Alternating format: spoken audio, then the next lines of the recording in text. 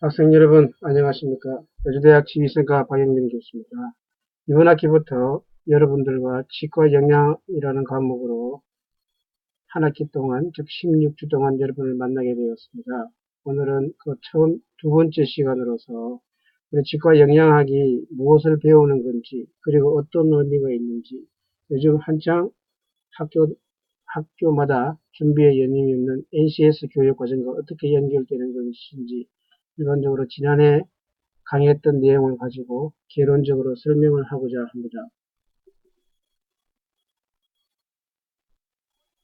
치과 영양학은 치과위생사의 임무 중 식이상담 지도를 하게 되는데 거기에 필요한 치위생학과 교과과정 중 3학년 1학기, 즉 2학년 2학기에 하는 2학점짜리 학과목입니다. 특히 여기에서 흡연 지도와 음주 지도도 부가적으로 할 수 있는 유익한 교과목입니다. 치과위생사의 업무와 일의 요소와 항목을 분석하자면 즉 치위생 수행하기에 있어서 구강건조증 대상자 관리하기와 식이 조절하기, 섭식 연화장애 관리하기가 치과 영양학에 해당되는 분야라고 할 수 있습니다. 이 세 가지 분야가 좀 더 구체적으로 실천한다면 특히 구강건조증 대상자의 식이 조절이라든지 식이 조절 교육하기가 있을 수 있습니다.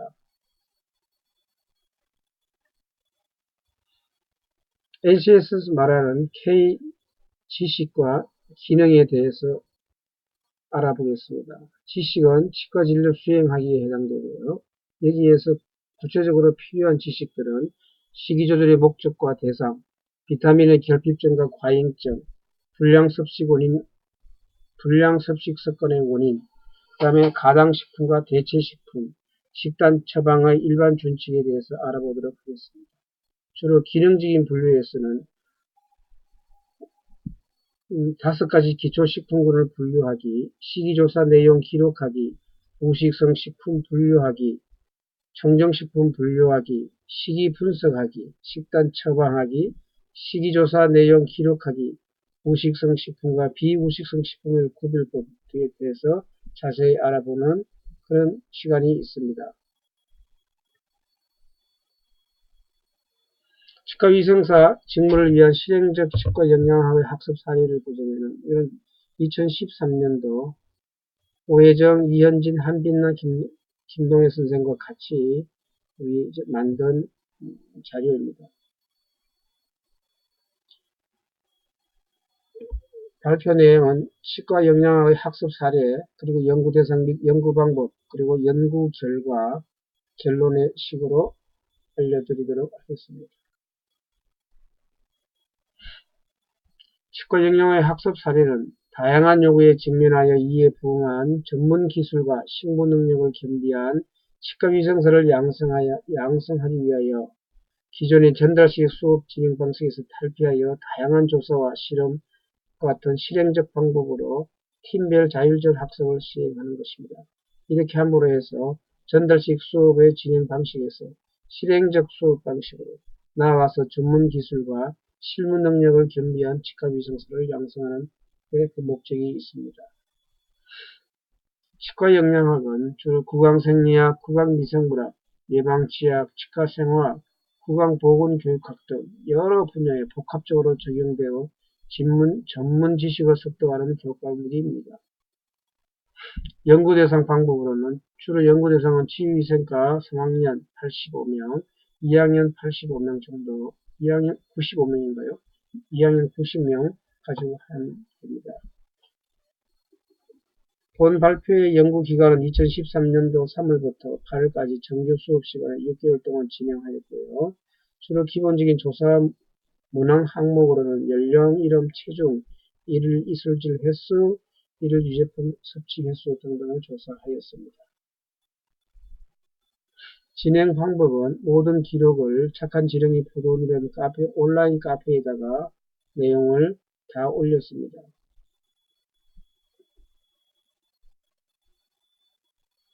특히 분자 모형을 만들었는데요. 분자 모형이란 뭐냐면은 치아 우식증의 가장 원인 물질인 설탕, 즉 자당이라고 하죠. 알파 1, 2 글루코시드 기락을 하고 있는 이 화합물에 대해서 포도당과 과당이 합쳐서 만들어지는 것인데 그것을 알파 구조, 과당의 알파 구조가 모여서 자당이 되는 이러한 과정을 정확하게 습득함으로 해서 환자들에게 좀 더 효과적으로 설명할 수 있는 기본 지식을 합류하는 것입니다.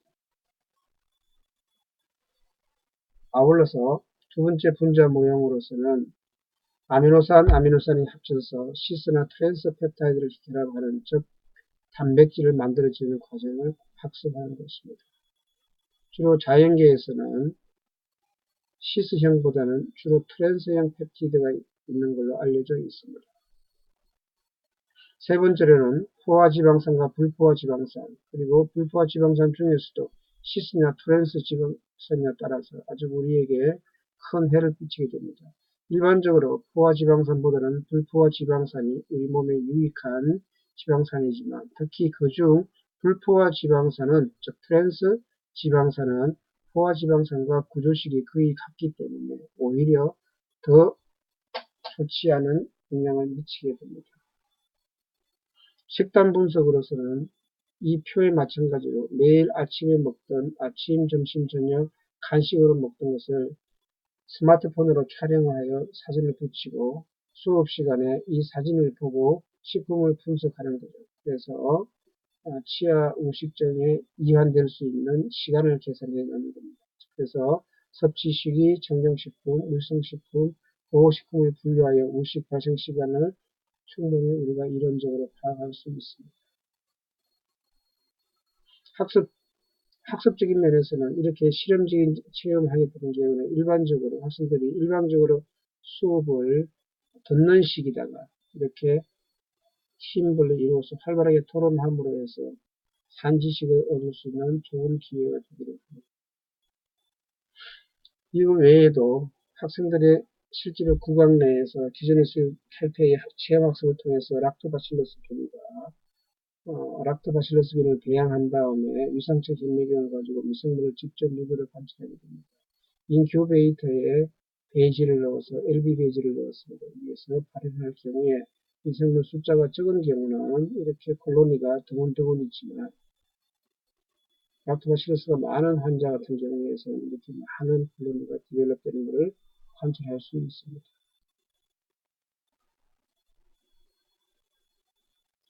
S 뮤탄스도 기존 인큐베이터를 사용해서 배양하였습니다.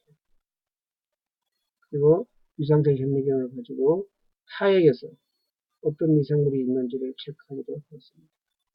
실제 6개월 동안에 구강 내의 점막의 변화들을 관찰하였으나 아직 기간이 짧은 관계로 뚜렷한 변화는 확인할 수 없었습니다.